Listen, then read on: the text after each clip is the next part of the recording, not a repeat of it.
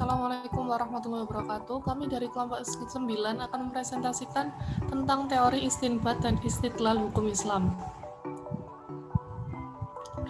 Kelompok 9 terdiri dari Nafisa Bila dengan NIM 11040120126, saya Naura Hidulhaq dengan NIM 11040120127, dan yang terakhir ada Cindy Zafira dengan NIM 11040120139. Yang pertama ada istinbat. Istinbat berasal dari kata nab, yang berarti air yang mula-mula memancar keluar dari sumur yang digali. Dengan demikian, menurut bahasa, arti istinbat adalah mengeluarkan sesuatu dari persembunyiannya. Sedangkan secara istilah adalah mengeluarkan hukum-hukum fikih dari Al-Quran dan Al-Sunnah melalui kerangka teori yang dipakai oleh ulama usul. Dalam hal ini, arti istinbat menjadi upaya mengeluarkan hukum dari sumbernya. Makna istilah ini hampir sama dengan ijtihad. Fokus istinbat adalah teks suci ayat-ayat Al-Quran dan hadis-hadis Nabi. Karena itu, pemahaman, penggalian, serta perumusan hukum dari kedua sumber tersebut disebut dengan istinbat. Tujuan istinbat adalah menetapkan hukum setiap perbuatan atau perkataan mukallaf dengan meletakkan kaidah-kaidah hukum yang ditetapkan. Melalui kaidah-kaidah itu, kita dapat memahami hukum-hukum syarak yang ditunjuk oleh Nas, mengetahui sumber hukum yang kuat apabila terjadi pertentangan antara dua buah sumber hukum, dan mengetahui perbedaan pendapat para ahli fikih dalam menentukan hukum suatu kasus tertentu. Syarat bagi orang yang akan melakukan istinbat, yang pertama, orang tersebut harus memiliki ilmu pengetahuan yang luas tentang ayat-ayat Al-Quran dan berhubungan dengan masalah hukum. Yang kedua, memiliki pengetahuan yang luas tentang hadis-hadis Nabi yang berhubungan dengan masalah hukum. Yang ketiga, menguasai seluruh masalah yang hukumnya telah ditunjukkan oleh ijma, agar dalam menentukan hukum sesuatu tidak bertentangan dengan ijma.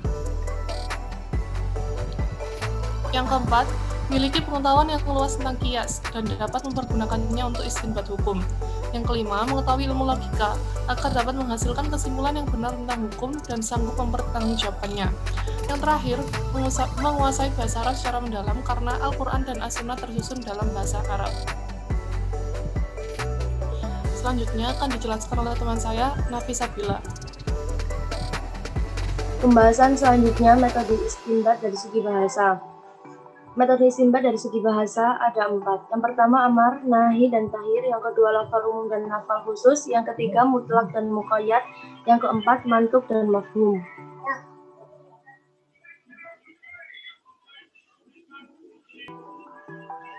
Yang pertama amar, nahi, dan tahir. Amar menurut mayoritas ulama usul fikih, amar adalah suatu tuntutan perintah untuk melakukan sesuatu dari pihak yang lebih tinggi kedudukannya kepada pihak yang lebih rendah kedudukannya. Nahi, pengertian nahi versi ulama usul fikih adalah larangan melakukan suatu perbuatan dari pihak yang lebih tinggi kedudukannya kepada pihak yang lebih rendah tingkatannya dengan kalimat yang menunjukkan atas hal itu. Selanjutnya tahir, yang dimaksud dengan tahir adalah bahwa syari Allah dan Rasulnya memberi pilihan kepada hambanya antara melakukan dan tidak melakukannya suatu perbuatan.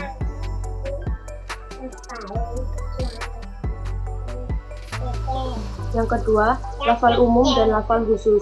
Lafal umum ialah lafal yang diciptakan untuk pengertian umum sesuai dengan pengertian lafal itu sendiri dan tanpa dibatasi dengan jumlah tertentu. Yang kedua, lafal khusus. Lafal khusus adalah lafal yang mengandung satu pengertian secara tunggal atau beberapa pengertian yang terbatas. Para ulama usul fikih sepakat seperti disebutkan Abu Zahra bahwa lafal khas dalam nas syara' menunjukkan kepada pengertiannya yang khas secara qat'i atau pasti, dan hukum yang dikandungnya bersifat pasti selama tidak ada indikasi yang menunjukkan pengertian lain. Yang ketiga, mutlak dan muqayyad. Mutlak secara bahasa berarti bebas tanpa ikatan. Sedangkan menurut istilah seperti yang dikemukakan oleh Abdul Al-Wahhab Khalid, ahli usul fikih kebangsaan Mesir dalam bukunya Ilmu Usul Al-Fiqih, pengertian mutlak adalah lafaz yang menunjukkan suatu satuan tanpa dibatasi secara harfiah dengan suatu ketentuan.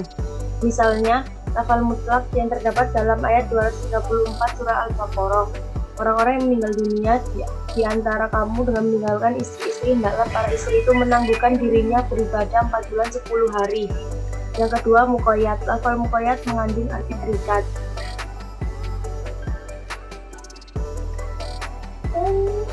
Selanjutnya, mantuk dan mafhum. Mantuk secara bahasa berarti sesuatu yang diucapkan, sedangkan menurut istilah usul fikih pengertian harfiah dari suatu lafal yang diucapkan. Selanjutnya mafhum. Secara bahasa ialah sesuatu yang dipahami dari suatu teks, dan menurut istilah adalah pengertian tersirat dari suatu lafal mafhum muwafaqah, atau pengertian dari kebalikan dari pengertian lafal yang diucapkan mafhum mukhalafah. Mafhum menurut mayoritas ulama usul fikih seperti tergambar dalam definisi di atas dapat dibagi kepada dua macam, yaitu yang pertama mafhum muwafaqah dan mafhum mukhalafah.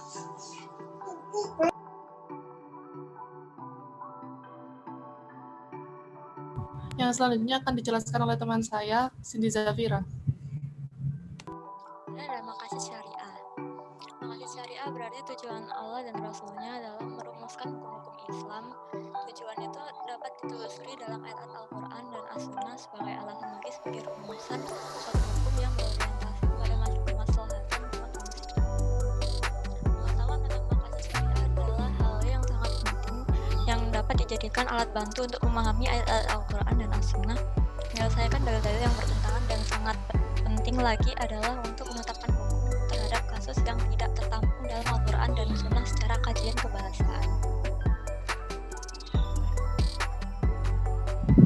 Ini ada ta'arud dan tarjih. Ta'arud secara bahasa berarti pertentangan antara dua hal, sedangkan menurut istilah seperti dikemukakan Wahab Suhali bahwa satu dari kedua dalil menghendaki hukum yang berbeda dengan hukum yang dikehendaki oleh dalil yang lain, bila mana dalam pandangan mujtahid terdapat ta'arud antara dua dalil, maka perlu dicarikan jalan keluarnya. Nada tarjih menurut bahasa berarti membuat sesuatu cenderung atau mengalahkan. Menurut istilah seperti yang dikemukakan Al-Baidlawi, ahli usul fiqh dari kalangan Syafi'iyah, adalah menguatkan salah satu dari kedua dalil yang zanni untuk dapat diamalkan. Kemudian ada istidlal. Secara bahasa, kata istidlal berasal dari kata istadalah yang berarti minta petunjuk, memperoleh dalil, dan menarik kesimpulan.